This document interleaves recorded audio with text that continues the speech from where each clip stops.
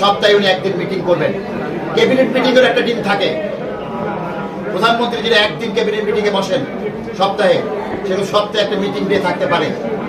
বন্ধের দিন যদি প্রধানমন্ত্রী অফিস করতে পারেন, বন্ধের মধ্যে ডিসি সাহেবরা অফিস করতে পারেন না। আপনি যখনই ডিসি অফিসে যাবেন, কোনো বলে যে এডিসি সাহেবদের নিয়ে উনি মিটিং এ আছেন, এডিসি সাহেবদের নিয়ে মিটিং করার জন্য কি ডিসি অফিস? ওনার বাড়িতে তো একটা কনফিডেন্সিয়াল অফিস আছে, যেখানে আরেকটা অফিস আছে, ওখানে তার সিএ আছে, ওখানে তার সমস্ত এস্টাবলিশমেন্ট আছে, যেটাকে গোপনীয় শাখা বলা হয়। উনি এই সমস্ত মিটিং তো ওনার বাসার অফিসে করতে পারেন। সাধারণ মানুষের 9টা 5টার সময়টাকে উনি কেন নিয়ে এই সমস্ত মিটিং করছেন?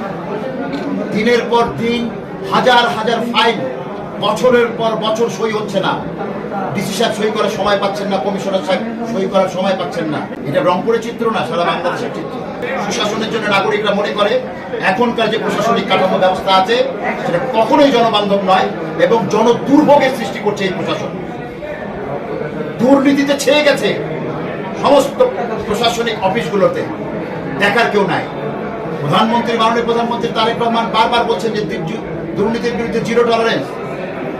অফিস আদালতের সময়টা উনি কঠোরভাবে পালন করছেন। কখন? উনি নিজে করছেন, উনি নিজে করে তারপর অন্যকে বলছেন যে আপনার নির্ধারিত সময়ের মধ্যে অফিসে আসবে। সেটা কি পালন করা হচ্ছে? হচ্ছে না। আর একটা মজার ব্যাপার হলো যে অনেক সময় ডিসি সাহেব কমিশনার সাহেবকে বললে বলে উনি বাইরে ভিজিটে আছেন, উনি তাৎক্ষণিক ভিজিটে যেতে পারেন, ঠিক আছে, সেটাও কিন্তু আমরা বুঝতে পারবো। উনি যদি বলেন যে তাৎক্ষণিকভাবে উনি বড় বাড়িতে ভূমি অফিসে গেছেন, আমরা কিছুক্ষণ পরে বড় বাড়িতে যে জানতে পারবো না উনি আসছিলেন কিনা। এটা জানা কি খুব কঠিন? আমরা জানার চেষ্টা করবো এখন থেকে। আর একটা হলো, যদি ট্যুর প্রোগ্রাম করে থাকেন, বিভিন্ন জায়গায় ভিজিট করবেন, 3 দিন বা 4 দিন আগে সেই প্রোগ্রাম পাবলিশ করতে হবে। কিন্তু অমুক অমুক জায়গায় ওই এলাকার লোকরাও খেয়াল রাখবেন যে ডিসি সাহেব কি তদন্ত করে যাচ্ছেন, এখানে কিসের জন্য আসছেন, এটা ওই এলাকায় পাবলিশ করতে হবে। ওই এলাকায় জানাতে হবে যে আজকে ভূমি অফিসের অমুক জায়গায় ডিসি সাহেব এখানে আসছেন ভিজিট করতে। আমরা ভূমি অফিসের দুর্নীতি নিয়ে ডিসি সাহেবের সাথে কথা বলবো না। উনি চুপি চুপি গেলেন, উনি চুপি চুপি ওখান থেকে চলে আসলেন, এটা কখনোই হবে না। ওই অঞ্চলের মানুষকে জানিয়ে যেতে হবে উনি কখন তদন্তে যাবেন বা ভিজিটে যাবেন, এবং সাধারণ মানুষের সঙ্গে কথা বলতে হবে, তাদের কমপ্লেন শুনতে হবে।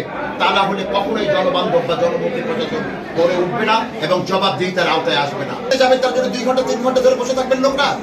এটা জনপ্রতিনিধিদের কাজ। এটা এমপি মহোদয়রা করবেন, এটা মন্ত্রী মহোদয়রা করবেন, এখানে উপজেলা চেয়ারম্যানরা করবেন, ইউনিয়ন কাউন্সিলের চেয়ারম্যানরা করবেন।